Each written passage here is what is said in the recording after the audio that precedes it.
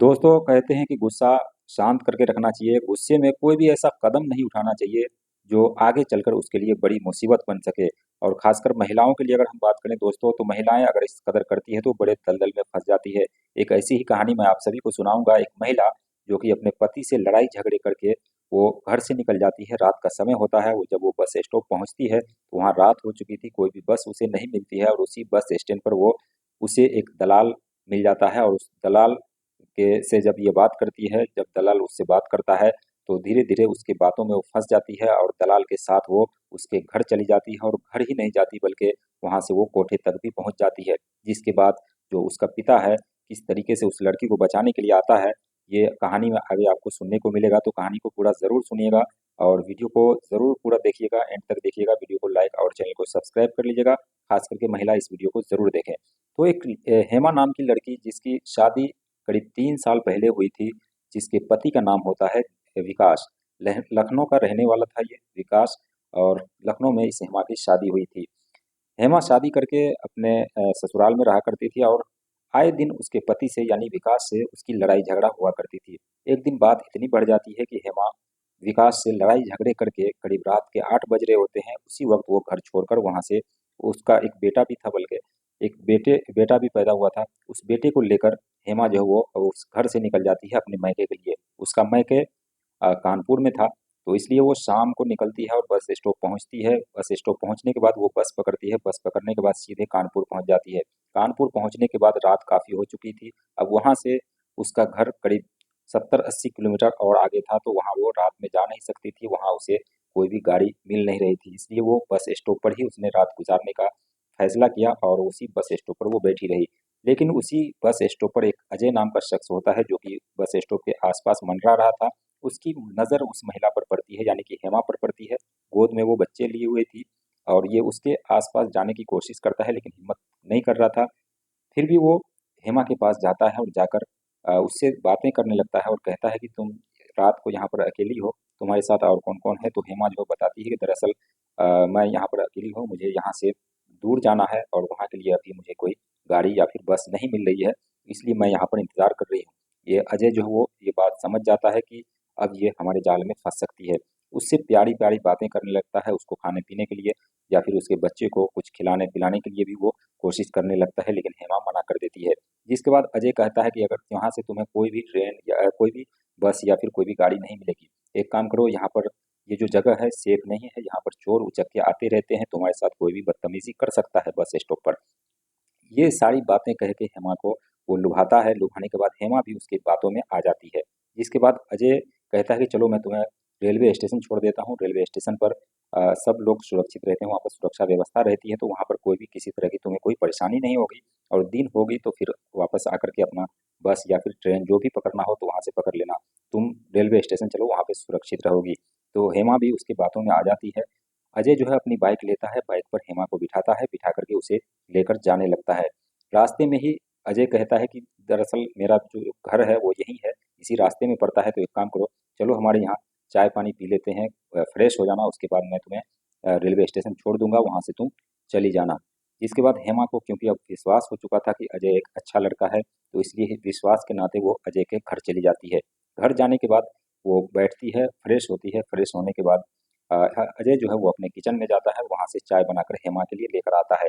हेमा चाय पीती है और चाय पीते ही वो बेहोशी की हालत में चली जाती है, क्योंकि अजय ने चाय में नींद की दवा मिला दी थी। जिसके बाद अजय अब अपनी ख्वाहिशें पूरी करता है। उसे हेमा के साथ उसके पूरे कपड़े उतारता है।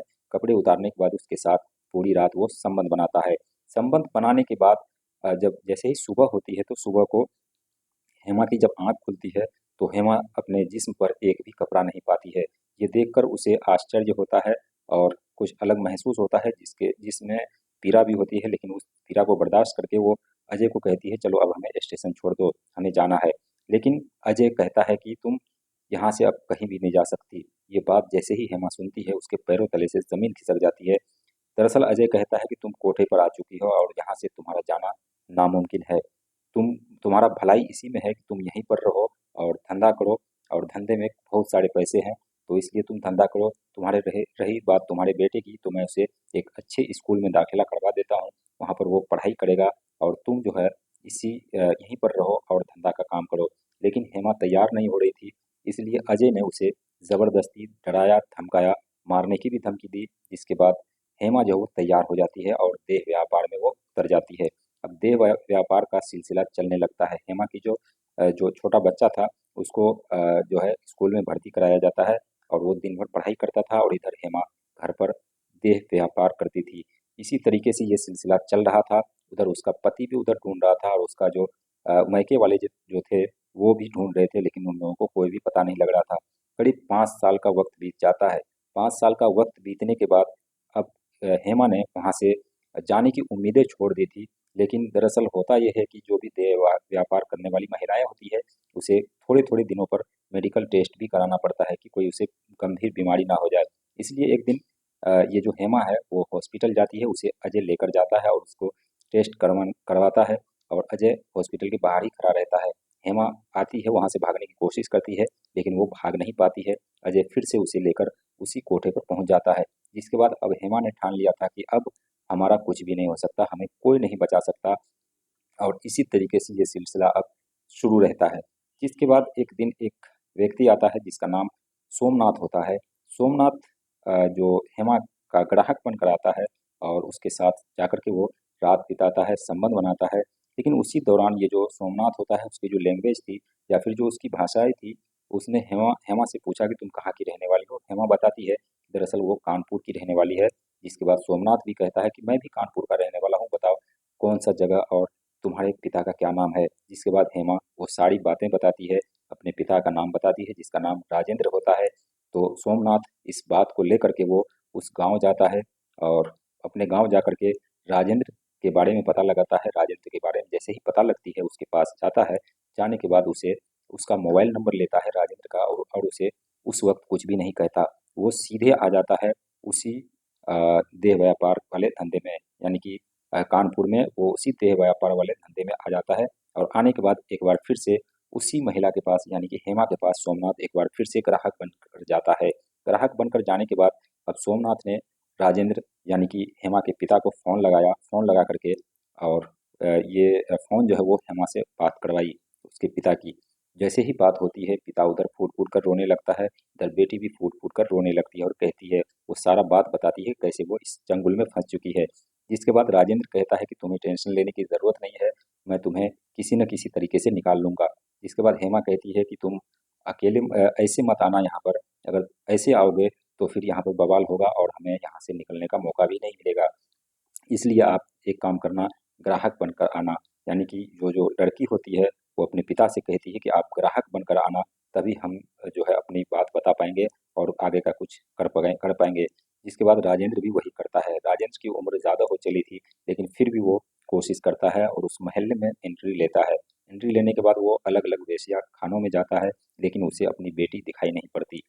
आखिरकार 3-4 दिन की कड़ी मुशक्कत के बाद अलग-अलग महिलाओं के पास जाने के बाद फिर उसे आखिर में हेमा मिलती है।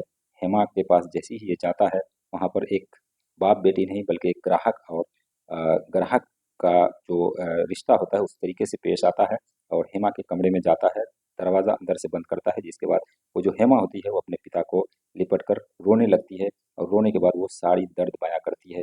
इसके बाद उसके पिता जो है वो कहते हैं ठीक है मैं कुछ लोगों की व्यवस्था करता हूँ। इस पर हेमा कहती है कुछ लोगों की व्यवस्था करने की ज़रूरत नहीं है, यहाँ जो आस-पास में पुलिस स्टेशन है आप वहाँ जाइए और वहाँ से रिपोर्ट लिखवाइए और ऐसी-ऐसी बात है, आप कहिए ताकि हमारी जान बच सके। जिसके बाद राजेंद्र भी वही करता है, वहाँ से निकलता है और आस-पास के जो भी पुलिस स्टेशन होते हैं, वहाँ पहुँचने के बाद पुलिस वालों को ये सारा राज़ बताते हैं, लेकिन पुलिस वाले भी उस वक़्त हरकत में नहीं आते हैं, जिसके बाद राजेंद्र जो है बड़ी ही उसके पैर हाथ पकड़ता है पुलिस वालों की, जिसके बाद पुलिस वाले जो है इस घटनाक्रम को देखते हैं और देखने के बाद एक्शन में आते हैं और फ़ौरन उसी जिसमें हेमा रह रही थी, जिस कोठे पर, उस कोठे पर रेड मारती है।